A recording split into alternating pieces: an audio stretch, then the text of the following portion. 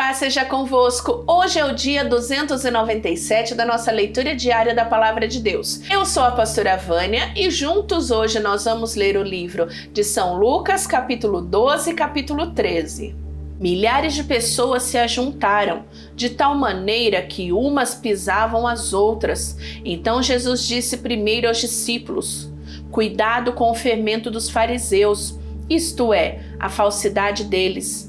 Tudo que está coberto vai ser descoberto, e o que está escondido será escondido. Assim, tudo que vocês disserem na escuridão será ouvido na luz do dia, e tudo que disserem em segredo, dentro de um quarto fechado, será anunciado abertamente. Jesus continuou: eu afirmo a vocês, meus amigos, não tenham medo daqueles que matam o corpo, mas depois não podem fazer mais nada. Vou mostrar a vocês de quem deve ter medo. Tenham medo de Deus, que depois de matar o corpo, tem poder para jogar a pessoa no inferno. Sim, repito, tenham medo de Deus. Por acaso não é verdade que 5 passarinhos são vendidos por algumas moedinhas? No entanto, Deus não esquece nenhum deles. Até os fios dos cabelos de vocês estão todos contados. Não tenham medo, pois vocês valem mais do que muitos passarinhos. Jesus disse ainda: eu digo a vocês que se alguém afirmar publicamente que é meu, então o Filho do Homem também afirmará diante dos anjos de Deus que essa pessoa é dele. Mas aquele que disser publicamente que não é meu, o Filho do Homem também dirá diante dos anjos de Deus que essa pessoa não é dele. Quem falar contra o Filho do Homem será perdoado. Porém, quem blasfemar contra o Espírito Santo não será perdoado. Quando levarem vocês para serem julgados nas sinagogas ou diante dos governadores e autoridades, não fiquem preocupados, pensando como vão se defender ou o que vão dizer, pois naquela hora o Espírito Santo lhes ensinará o que devem dizer. Um homem que estava no meio da multidão disse a Jesus: Mestre, mande o meu irmão repartir comigo a herança que o nosso pai nos deixou. Jesus disse: Homem, quem me deu o direito de julgar ou de repartir propriedades entre vocês? E continuou dizendo a todos: prestem atenção, tenham cuidado com todo tipo de avareza, porque a verdadeira vida de uma pessoa não depende das coisas que ela tem, mesmo que sejam muitas. Então Jesus contou a seguinte parábola: as terras de um homem rico deram uma grande colheita. Então ele começou a pensar: eu não tenho lugar para guardar toda esta colheita. O que é que eu vou fazer? Ah, já sei, disse para si mesmo. Vou derrubar os meus depósitos de cereais e construir outros maiores ainda. Neles guardarei todas as minhas colheitas, junto com tudo que tenho. Então direi a mim mesmo: homem feliz, você tem tudo de bom que precisa para muitos anos. Agora descanse, coma, beba e alegre-se. Mas Deus lhe disse: seu tolo, esta noite você vai morrer. Aí quem ficará com tudo que você guardou? Jesus concluiu: isso é o que acontece com aqueles que juntam riquezas para si mesmos, mas para Deus não são ricos. Então Jesus disse aos seus discípulos: é por isso que eu digo a vocês, não se preocupem com a comida que precisam para viver, nem com a roupa que precisam para se vestir, pois a vida é mais importante do que a comida e o corpo mais importante do que as roupas. Vejam os corvos, não semeiam, não colhem, não têm despensas nem depósitos, mas Deus dá de comer a eles. Será que vocês não valem muito mais do que os pássaros? Qual de vocês pode encompridar a sua vida, por mais que se preocupe com isso?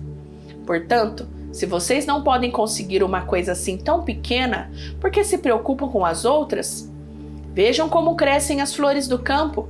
Elas não trabalham, nem fazem roupas para si mesmas, mas eu afirmo a vocês que nem mesmo Salomão, sendo tão rico, usava roupas tão bonitas como uma dessas flores. É Deus quem veste a erva do campo, que hoje está aqui e amanhã desaparece, queimada no forno. Então é claro que ele vestirá também vocês, que têm uma fé tão pequena. Portanto, não fiquem aflitos, procurando sempre o que comer ou o que beber, pois os pagãos deste mundo é que estão sempre procurando todas essas coisas. O Pai de vocês sabe que vocês precisam de tudo isso. Portanto, ponham em primeiro lugar na sua vida o reino de Deus, e Deus lhe dará todas essas coisas. Jesus continuou: meu pequeno rebanho, não tenham medo, pois o Pai tem prazer em dar o reino a vocês. Vendam tudo o que vocês têm e deem o dinheiro aos pobres. Arranjem bolsas que não se estragam e guardem as suas riquezas no céu, onde elas nunca se acabarão, porque lá os ladrões não podem roubá-la e as traças não podem destruí-las. Pois aonde estiverem as riquezas, aí estará o coração de vocês. E Jesus disse ainda: fiquem preparados para tudo. Estejam com a roupa bem presa com o cinto e conservem as lamparinas acesas. Sejam como os empregados que esperam pelo patrão, que vai voltar da festa de casamento. Logo que ele bate na porta, os empregados vão abrir. Felizes aqueles empregados que o patrão encontra acordados e preparados. Eu afirmo a vocês que isto é verdade. O próprio patrão se preparará para servi-los, mandará que se sentem à mesa e ele mesmo servirá. Eles serão felizes se o patrão encontrar alertas, mesmo que chegue à meia-noite ou até mais tarde. Lembrem disso, se o dono da casa soubesse a hora que o ladrão viria, não deixaria arrombar a sua casa. Vocês também fiquem alertas, porque o Filho do Homem vai chegar quando não estiverem esperando. Então Pedro perguntou: Senhor, essa parábola é só para nós ou para todos? O Senhor respondeu: quem é então o empregado fiel e inteligente? É aquele que o patrão encarrega de tomar conta da casa e de dar comida na hora certa aos outros empregados. Feliz aquele empregado que estiver fazendo isso quando o patrão chegar. Eu afirmo a vocês que, de fato, o patrão vai colocá-lo como encarregado de toda a sua propriedade. Mas imaginem o que acontecerá se aquele empregado pensar que o seu patrão está demorando muito para voltar. Imaginem que esse empregado comece a bater nos outros empregados e empregadas e a comer e beber até ficar bêbado. Então o patrão voltará no dia em que o empregado menos espera e na hora que ele não sabe. Aí o patrão mandará cortar o empregado em pedaços e o condenará a ir para um lugar aonde os desobedientes vão.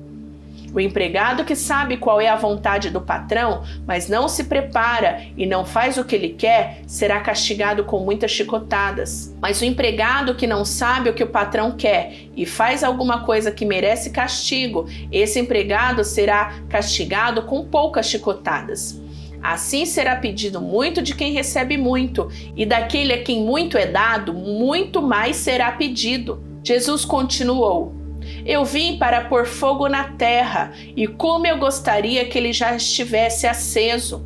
Tenho de receber um batismo, e como estou aflito até que isso aconteça.